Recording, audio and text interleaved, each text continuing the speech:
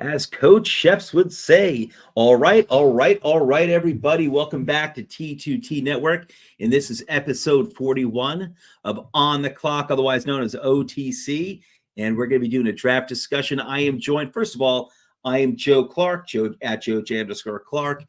Coach refers to me as Joe Knows that I know everything, and that is not true. That is not true at all, even though he likes to fluff me up there, but I appreciate it. But I'm filling in for Coach. I usually do a lot of behind the scenes stuff, putting our mock drafts up on the website. But I am joined, or I should say, I'm joining the regular co-host of the show, Mr. Irrelevant, Ephraim Geller. Ephraim Geller, how are you, my friend? Great. It's two podcasts in a row with you, so you're becoming a regular out here. So it's good. I'm excited to. Yeah, it's a lot to go over today. A lot of fun players, and it's like you could smell the draft buzz right now. The combine invites are going out right now. Bowl season, a lot's going on. Oh yeah, and listen, Ephraim's a 49ers fan, so he doesn't have to worry about the draft. But I'm a Giants fan. I'm on the opposite side of the spectrum, and right now, all we're thinking about in Giants land is the draft. This season can't end fast enough. We can't get to the draft quick enough, and at this point, we keep losing draft position the past 2 weeks, so it's got to end soon before we drop any further away from the top two quarterbacks. So, man, it would just be funny if they just if somehow they got the first pick and they're there with the first pick and Daniel Jones on a contract, and they must deal Daniel Jones somewhere if they have the first pick, because you can't keep him on the roster with that cap hit and the number 1 overall pick. It'd just be funny watching them try to trade Daniel Jones to another team after this. So I'm rooting for them to get a high spot. Yeah, exactly. Yeah, untradeable. He will definitely be on the team no matter what next year, and so it is an untradeable contract. But unfortunately, they were never going to wind up with the top 2 picks. I didn't think, unless they trade up for giving away future assets. But it was never really going to happen. There were too many games to play, and it got the Panthers out there who look horrible. Not that the Giants look good, but the Panthers, have been a lot worse. The Patriots a lot worse, and so we'll see. That's not going to happen. But I can only dream. Ephraim. But anyway, we just did Ephraim, Coach, and I. We just did real quick. We're becoming experts at this, Ephraim. Our mock drafts. We zoomed through these now, like within a half an hour, Monday mornings now, and we just did mock draft 5.0, which I posted to the website yesterday, the toiletsandtitles.com website. And there were, a lot of the same players up there. Of course, these are highly touted and anticipated first round players. But there's also been movers. There's been guys that have shown up on the list for the first time. The guys moving up, guys moving down. And we are the focus of this episode is going to be players who we think are the top edge players, edge rushers in the 2024 draft class as of right now. We're going to get to that pretty much the second half of the show. Kind of want to just touch on our recent draft that we finished 5.0 for the first round. And again, it's on the website. But I want to talk about, Ephraim and I want to talk about a few players that we like. Some guys that we got some criticism for that we both picked. The first one I'll start off with is quarterback Jaden Daniels, who is I took the first two picks were quarterbacks, of course. We had Jake May and Caleb Williams. Actually, Caleb Williams went first to Chicago, Drake May to Arizona. I took Jaden Daniels to the New England Patriots. Patriots fans, you're welcome. I think he's going to wind up being QB number 3 in this draft when it's all said and done. There's a long ways to go. You hear names such as Penix, Bo Nix. I think those guys are more like, what do you think, Ephraim? I think they're more like late first round guys, maybe early second round pick quarterbacks. Yeah, I tell coaches basically every time we get on the pod, it's like my quarterback theory that if you're drafting a quarterback, especially in the top 15, but even in like the later first round up until the late first round, that if you're drafting a quarterback, you're expected to give him a second contract. And then you look at these second contracts that quarterbacks get in the market, and it's ridiculously high. So you got to say that we envision these quarterbacks being like not just like a solid fill-in or average, role player, could throw him in a couple games or even lead you to a starting record. He needs to be a franchise guy. And Bo Nix is a good prospect. Michael Penix is a good prospect, but I don't really see any of them with that potential and just with the skill set to really be a top 10 quarterback in the NFL. So I would have taken him in the first round. And I mean, Jaden Daniels, at least you could have more of the athleticism and running ability and that just high end tools that I'm not saying I would take him third, but I would say you could make more of a case for him that high. Now, is there a possibility he'd be your quarterback 3? Yeah. Or yeah. I mean, yeah. Over JJ McCarthy, or you just wouldn't take him at pick number 3? I'd say it's Caleb Williams and Drake May are 1 and 2 for sure. And then I think again, I need to do more. I need to watch. Yeah, I need to watch them. But like all 4 or 5 of those quarterbacks, I could see any of them coming out in any order, and I couldn't blame anyone for putting them in any rank right now. It's just a matter of time before just draft comes, film, and get final grades and all them. Yeah. No, there's still a ways to go. But with McCarthy will probably wind up being quarterback 3 in this draft. I bet. I mean, like I said, I just have a feeling about Jaden Daniels. Of the guy's like 100 to 185 pounds. He's rail thin, but he's got good height. I think he's like 6'3" off the top of my head. He's got legit quarterback height. The guy can make all the throws. Quick processor as well. And as Ephraim said, he's an athletic quarterback.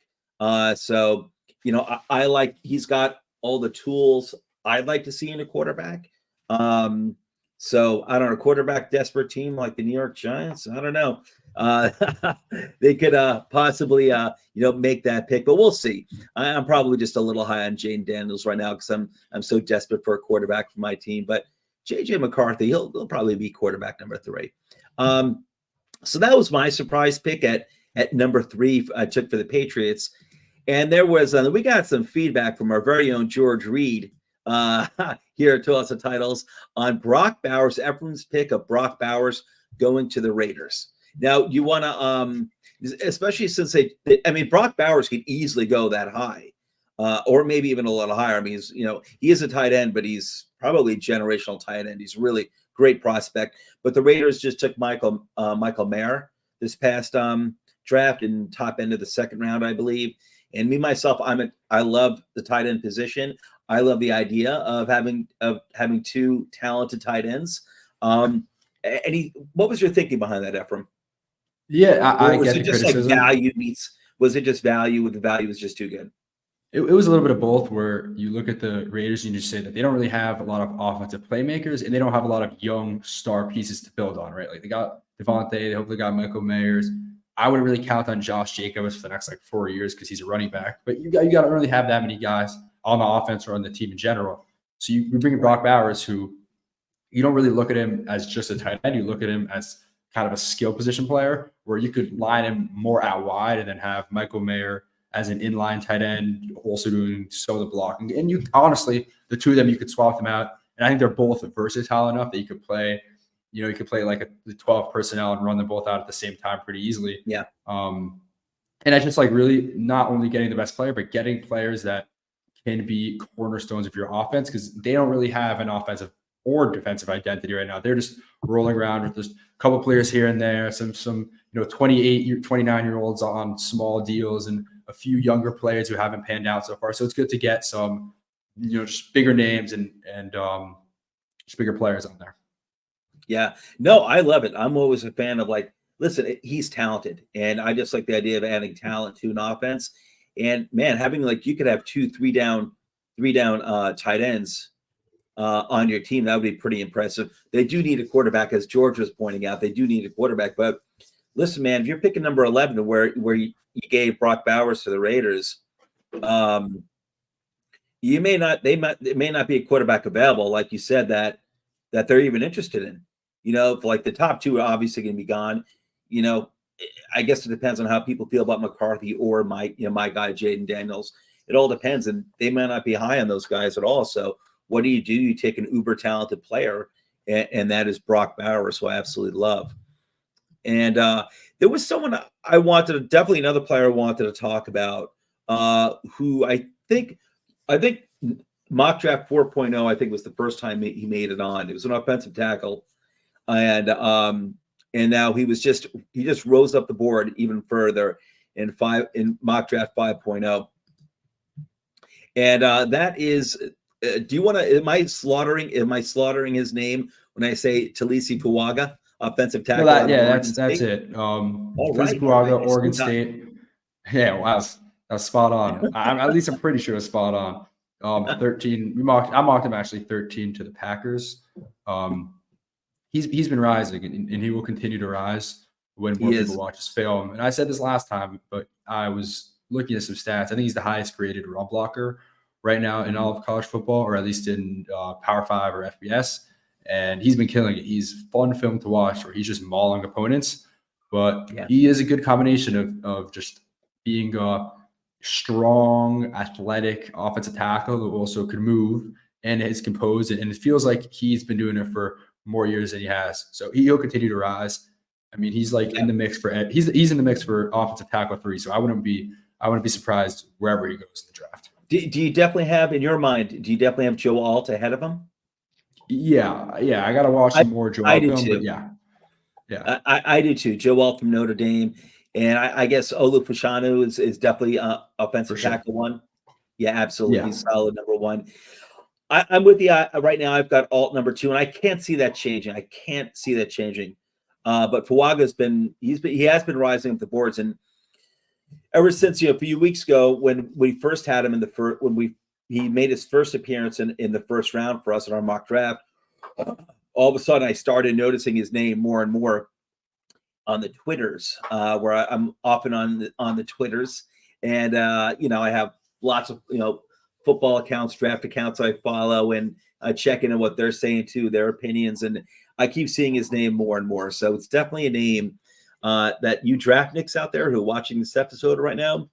You definitely want to become very familiar of Talisi Fuaga, offensive tackle out of Oregon State, because very good chance he's going to be. There's a decent chance he'll be offensive tackle number 3, going probably somewhere in the mid-first round, maybe even ahead of other guys like Amarius Mims out of Georgia, J.C. Latham out of Alabama, and a few others as well. But I'll tell you one thing, Ephraim. I was originally scared by this offensive tackle class, basically after Fashanu and Alt. I'm liking it more and more. The more and more I'm looking at these players. I originally wasn't all that high in J.C. Latham, which I'm still kind of like lukewarm on, to be honest with you. Amarius Mims, I'm liking him more and more. So that makes me feel good because it's, again, my team as a Giants fan. If we can't get a quarterback, I wouldn't mind taking another offensive tackle. Let's see. Any other names that are on our first round draft over here? Any other names that you wanted to discuss at all before we move on to the edges? Honestly, I think we could hop over to the edges. A couple of these guys I would probably mention are edges, so I think we could just hop on over and just get started with them. All right, let's do it. All right. So it looks like, all right. And Ephraim and I were talking about this a little bit before we started recording. Ephraim, who's your edge number 1 right now in this draft class?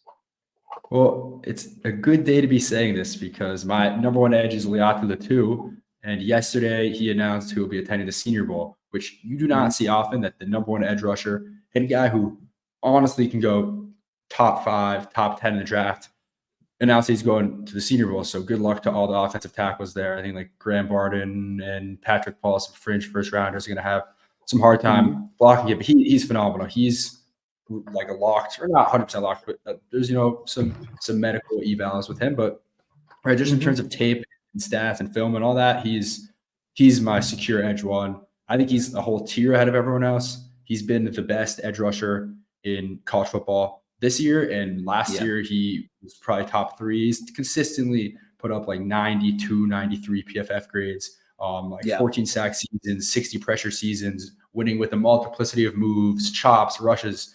For those who don't know, he's the UCLA edge rusher and transferred from Washington after sort of like what was supposed to be a career-ending injury. I think it was head injury or neck injury, but he's fine, completely medically cleared. He did have major injury, but everything wound up being fine. I forgot the nature of the injury as well, but that is a concern which you touched on a minute ago. Yeah, but outside of that, really, like he has complete film, winning every single way you want, and then he dropped back this week in coverage, and just had a nasty interception. It's like at a point, like, okay, like we understand what you could do. He tried to show off a little bit, and he was saying, okay, I'm not just an edge rusher, I'm an athlete on the field.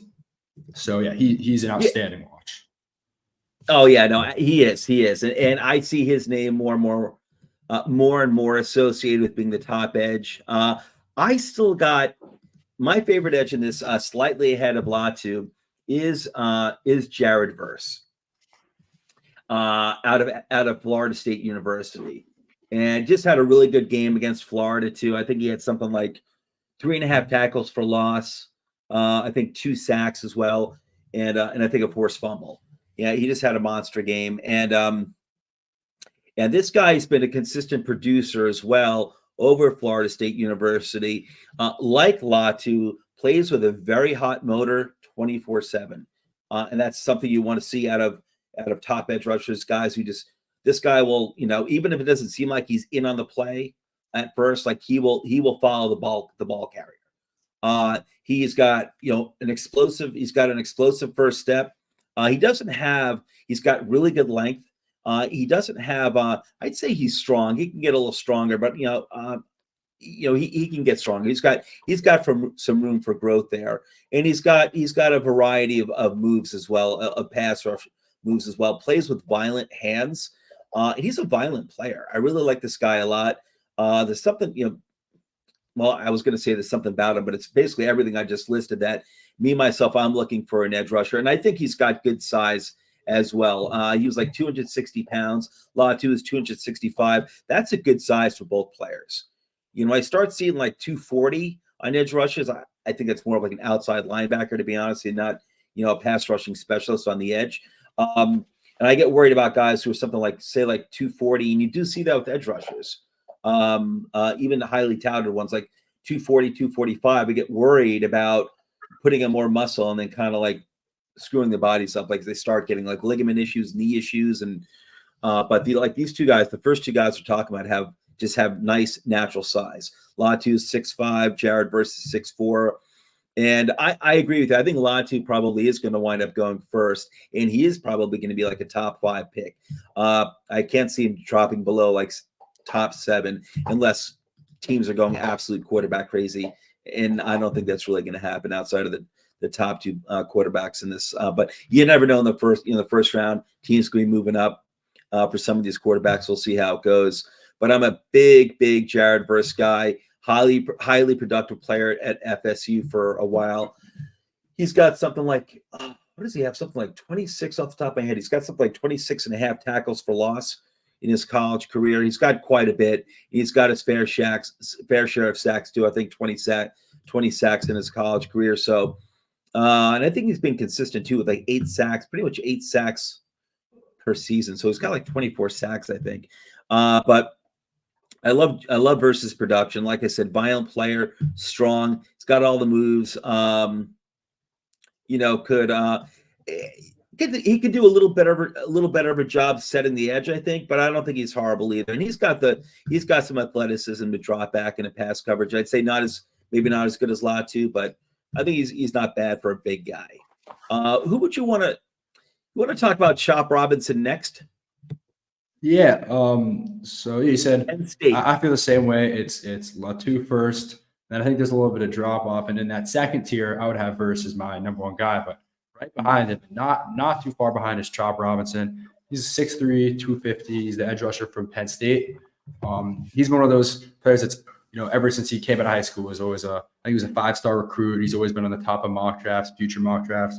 Mm-hmm. And you look at him, and he's explosive. He burst off the line, and I feel the same way. I'm usually a little bit worried about these thinner edge rushers. He's 250, and I wouldn't be surprised if he weighs in on less than that. So I'm always a little worried about these leaner guys going against these big, nasty NFL offensive tackles. But the way to counter that is just with A+ explosiveness and that twitchy ability to shift past them and not even allow their hands to get on him. And Chop Robinson has athleticism.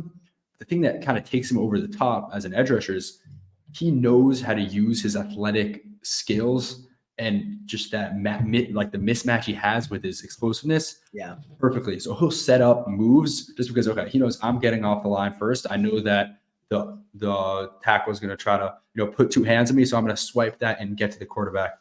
And he has a few go-to moves, which were, if he's still filling out his frame, getting a little bit improved in technical skills, he'll have a few moves to go to as he improves, and he might struggle a little bit rookie season just to maybe bulk on a little bit. And the jump is always a little bit more for the smaller edge rushers, but he's awesome. He's awesome to watch. He has the tools, and he has the football knowledge to use those tools perfectly. So I'm very excited about him, and I'm probably end up putting like a top 15, top 20 grade on him. Yeah, no, I'm with you too. He's definitely going in the first round, talented player. Myself, I'm a sucker for Penn State talent. I like Penn State talent. I think they tend Arnold Ebiketie, Jahan Dotson, Jaquan Brisker, all those guys. Yeah. They always the talented guys. They always kind of play with attitude. Micah Parsons, like they kind of remind me of like University of Miami North, University of Miami from the 90s used to play with attitude. Not that much attitude, but these Penn State players tend, especially on the defensive side of the ball, tend to play with attitude. I like it. And they play violently, and that's Chop Robinson for you. So I see Penn State. It's kind of like seeing USC next to a wide receiver. I'm like, I start getting kind of excited. And so I like Penn State players. Chop Robinson's definitely going to be a first round pick. I'm not sure exactly how high he's going to go. He could wind up being, edge number 2, maybe ahead of Verse. I've got Verse ahead of Robinson, but yeah, I think there's a good chance. If I need an edge, I'd be happy with both of them. No complaints there at all. The thing with Verse is that regardless of how he's going to go in the actual NFL draft, he's going to start slipping on all the mock drafts, because Verse could have came out last year, so he was in the spotlight as a top 10 pick, and then that mock draft fatigue that will hit some of these top players is already hitting Verse. So like it'll hit the 2, it'll hit Chop, or they'll start to slide down after being in the spotlight for so long. But like I saw a mock draft where Verse was like pick 30, and I'm like, there's no reason for him to go that low. There's no way. People think that the concern with him is that when you come back as a top 5 edge, you need to be consistently wrecking games, right? Like it would be Will Anderson right now in college would be wrecking games. He would be, he would be the edge of the year, and he would also probably be in contention for the Heisman. So Jared Verse hasn't been doing quite that, but you watch the tape, and he's still a very talented player with the skills and the traits. Yeah. Hey, listen, like I said, if I need an edge and I'm picking after pick number 10, I'd be very happy with Jared Verse or Chop Robinson if I need an edge, and 2 very talented players. I'm going to talk next about Dallas Turner, who I'm very, very intrigued by. And where did he? I actually took him in the 3rd. Where did I send him to, Dallas Turner? Oh, I sent him to the Colts. All right, I sent him to the Colts. I was beefing up the Colts defense there. It said they needed an edge. I did. It was between Dallas Turner and Chop Robinson. And I want Dallas Turner, edge out of Alabama. Now, I mentioned before that there are edges that we've talked about so far. Latu, Robinson, and Verse, pretty sizable guys. Now, Dallas Turner is the type of edge that I mentioned earlier, kind of worries me. He's like only 242 pounds right now. And if you're looking to, if he's looking to put on weight, I just get worried that, listen, you're going to put on weight anyway. It's like 22 years old. You're going to put on weight till like you're 25. You're going to put on muscle. I just get worried, with players who you start putting in too much muscle, and it seems to affect them. So we'll see about that. But Dallas Turner's he's really good athletically. Actually, this is a guy who's pretty good at not just getting to the quarterback, but also dropping back in a pass coverage, which the bigger guys can't always do. That's a key thing about him not being so huge, being at only 242 pounds. He's athletic. He's athletic enough to go back to cover tight ends, and he does a pretty good job in pass coverage. His issue, and he can get to the quarterback. He could use some more moves. I mean, he's a fast player, pretty explosive. He could definitely use some more moves. He could definitely use a little more strength, and the lack of strength which reminds me a lot of like Ojulari. Excuse me, I'm a Giants fan, but he does remind me of Ojulari. Is he's got the speed, he's got the athleticism. He doesn't have the strength really. He doesn't have the weight, and so he's got a problem setting the edge against the rush.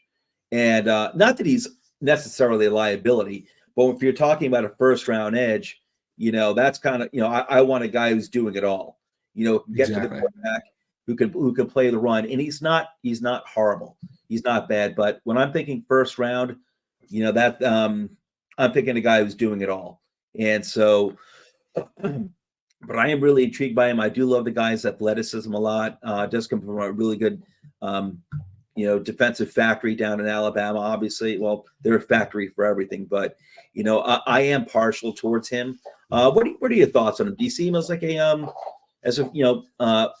probable first round pick, or maybe so early? I wouldn't be surprised if he goes first round. I watched him. I watched a few games, and I ended up with a mid second round grade. And honestly, that Azeez Ojulari comparison kind of brings up some of my thoughts. Where you said Azeez, he's not the biggest player, and coming out of Georgia, I love Azeez. He was my edge one. I think he was right above Jalen Phillips. I thought he was awesome.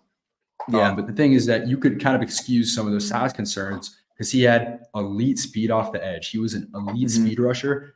Going to come into the NFL with a go-to move, which is like my biggest selling point as an edge rusher is you need to have just a way to scare offensive linemen, especially if you have a liability or just a weakness like size, right? And I thought Turner was fine. I thought he had some fine pass rush moves. So he put on a ghost move, a spin move sometimes, but didn't really use any of them so much that you could say, okay, he's a technician.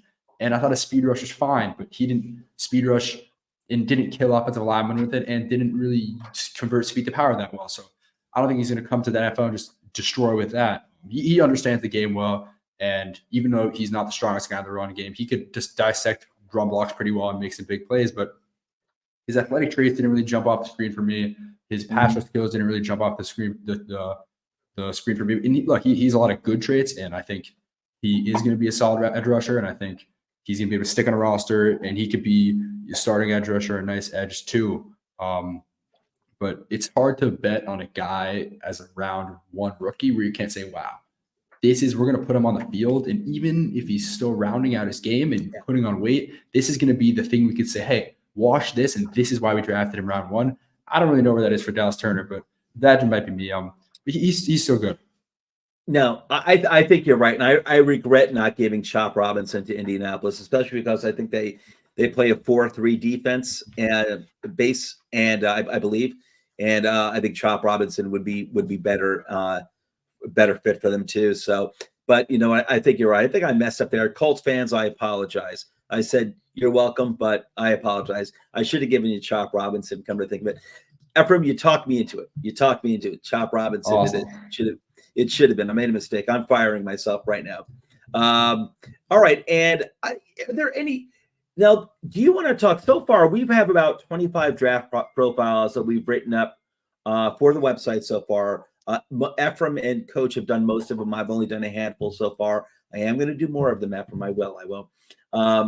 But Ephraim's written up profiles on 3 players: Brandon Dorless out of Oregon, Braylon Trice out of Washington, bit of a monster, and Jack Sawyer out of Ohio State.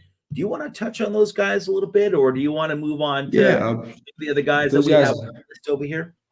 I could touch on them. Just to touch on Jack Sawyer quickly. I watched him, and there's always hard when you watch players early in the season, and you watch them, and you're like, okay, like maybe I should have watched a higher rated prospect first because I thought he's fine, but I think he's more of a day 3 prospect than a day 2 prospect, and he'll make a roster. And he's Ohio State's edge rusher. He's like 6'4", 260. He's 5-star coming out, and always when there's when there's like a high prospect edge rusher on a top 10 team in the nation, you're going to hear about him. But again, I don't really think he had much to win with as pass rusher. He's massive, and he was able to win with power, but I don't think his power was that great as to scare offensive tackles in the NFL. And the rest of his game was pretty one-dimensional, where he wasn't showing much speed or much bend or just many like technical pass rush skills consistently.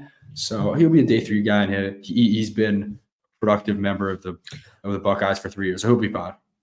I think he'd be a solid day 3 pick. I think he'd be an early day 3 pick, like somewhere in the fourth round. Yeah. I think he'd be a solid pick with some high ceiling. Actually, he'd be an exciting pick. Uh-huh. Okay. Yeah. So yeah. Yeah. Like I agree. Like he's definitely like you don't play for 3 years as a starter as a captain of Ohio State and not make it onto an NFL roster Yeah. and be somewhat of a contributor. So he has that going for him. Yep. And then Brandon Dorless, who I've been talking about forever. He was supposed to come out last year. He was one of my draft crushes from last year. He is in defensive lineman and edge rusher. He splits time from Oregon. He's the captain of their defense. It's like Bo Nix offense is leading their offense. And you got Brandon Dorless holding them down as a top 5-6 team in the nation. He's 6'3", 290, so he's a little bit of a tweener build, but he is awesome at pass rush moves, cross block, ghost move. He's swim moves that like he's just putting them together, piecing them, and he's setting up his moves well. As you see him kind of line up, and his first step, he's already setting up some sort of move, or he's throwing a move on first down, and then on second down, he fakes that move, and he is the nuance of a guy who's been a top edge rusher, and then he also just is every single pass rush or even defensive intangible you want in a prospect he has. So whether it be leadership or hustle or motor or energy, like I'm so confident. It's easy to be confident in a guy like Brandon Dorless succeeding when he has all those intangibles.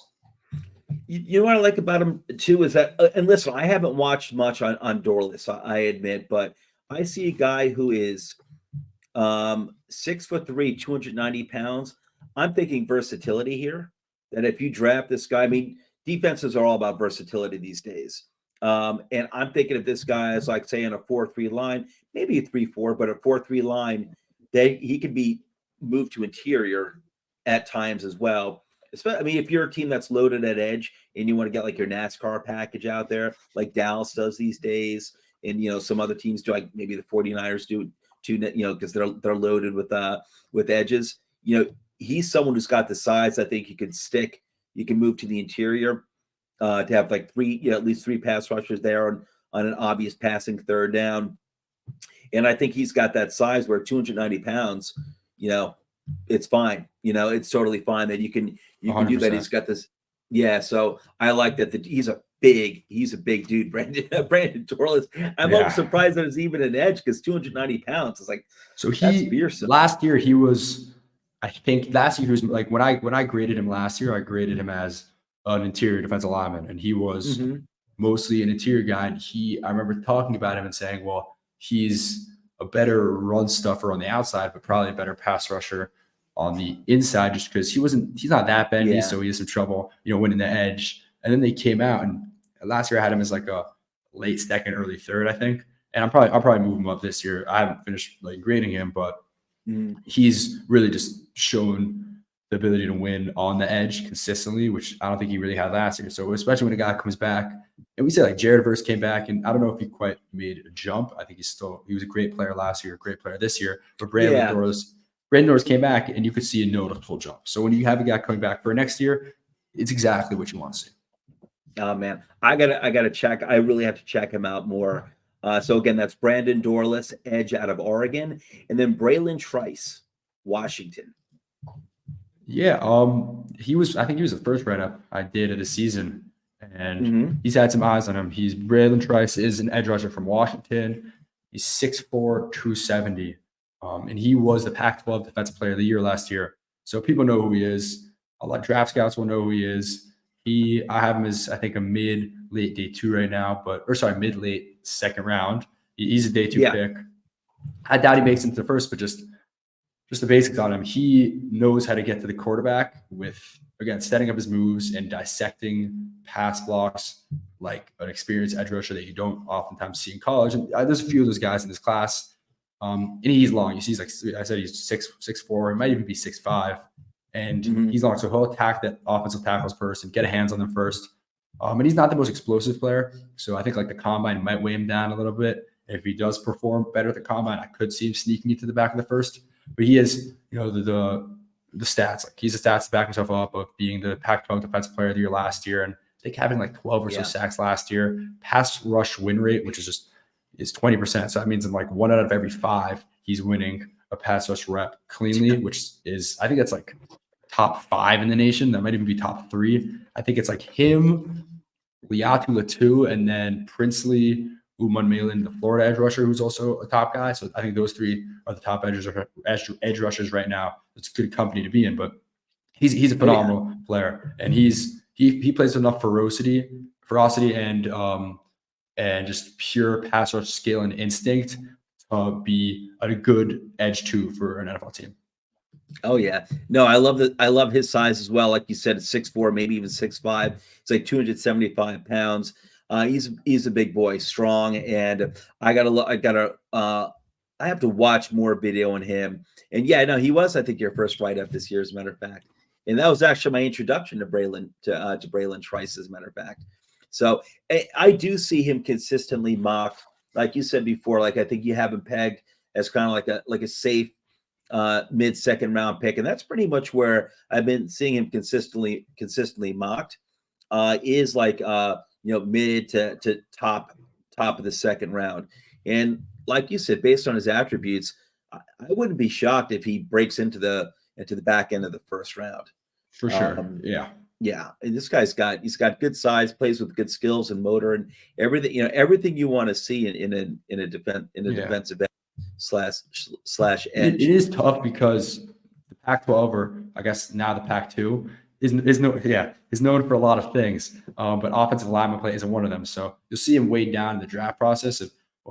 Jared Verse and Dallas Turner and Chop Robinson were going against these top offensive tackles. Yeah. Braylon Trice was going against like Washington State's, or even like a lot of these Pac-12 teams just do not have the offensive line to compete with the other Power 5 conferences. But it's tough because it would have been awesome to see him against some of these top teams. There's a chance we do, right? Like Washington could be a college football playoff team, and that is a must watch to see Braylon Trice, go against one of the top teams like Oregon again, or Alabama, or one of these top teams, and just go against a premier offensive tackle. Oh yeah, absolutely. And we got 2 other players. I don't know if you want to touch on them quickly. I don't know too much about them. There was one of them you just mentioned, that was Princely Uman Malin, I believe the name is pronounced, out of Florida. Anything you can tell us about him at all? I haven't. These last 2 players, I put their names down because I see their names consistently all over the place, but I haven't really done too much studying on these guys. Yeah, just I guess quickly on Princely. He's Florida's edge rusher. He's 6'5", 254. So he's big, athletic, has the traits that will probably boost him around combine time that are easy to get excited about. And I was actually looking for a clip of him, I think in a game recently, but I found his high school highlights where he's lined up, and it was tough to watch because he's wrecking kids. He must have been one of those high school players that you look like the second you see him on the field, like, he does not belong here. What Power 5 school is he going to? Yeah, and I looked up. You're asking in your mind, who did he commit to in his senior year? Exactly. You're like, he probably shouldn't have been playing. He was like 5 sacks a game, and he's a monster, like absolute, just massive bull rush, and with some finesse. I will say though, I have not struggled with a player's film like I did Princely's in as long as I can remember scouting, because I'm watching him and no fault of his own, but he's 6'5", 250. So he's a big edge rusher. So you expect him to maybe even line up. I've seen people have him as an interior defensive lineman, but he's lined up, like 5 tech, 6, like on the outside, and then they'll just drop him back in coverage. And it's first down and they're dropping it back in coverage, or it's 3rd and 7. And you're like, wow, I want to see him pin his ears back, go one-on-one versus offensive tackle. Yeah. Show me what you got. Show me the pass rush moves. And they're putting him on a QB spine. And it, like, literally every other play. So one, you can't really watch that film because, right, like when you can't really, it's hard to watch him live half the plays. And 2, for a guy like Princely, who's still developing his moves, still kind of getting the nuance, the technique in, and feeling out the position a little bit. Even though, as I said, his stats are great, it's tough when you see a guy, rush on first down, cover on second down, then rush again on third down, and he doesn't get that same, get into a rhythm or be able to feel out an offensive tackle or kind of get in the zone. He was a tough watch. It was just, I was getting frustrated. Like, I was 2 games in, and I was like, just give me some more reps. I just watched 40 minutes of film, an hour of film, and I got like a handful of quality pass rush reps. But he's good. Where do He's you, a fun watch. in your mind, right now on November 29th, 2023, in your mind, where do you have him pegged? Where do you see him? You see him as like a third round pick, possible second round? Yeah, I see him as right now.